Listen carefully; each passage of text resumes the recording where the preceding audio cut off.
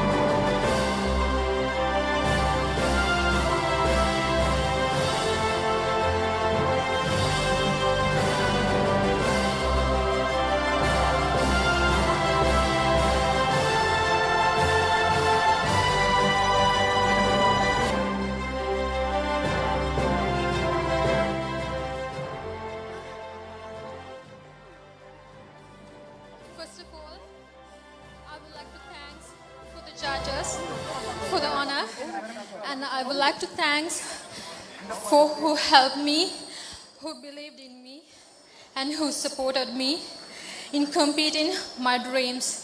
Thank you, everyone. Thank you so much. And also, I would like to do something for my nation. This is not the end. Winning the crown is not the end, but this is a new beginning of my career. Thank you, everyone. Thank you so much. I'm really glad. Thank you.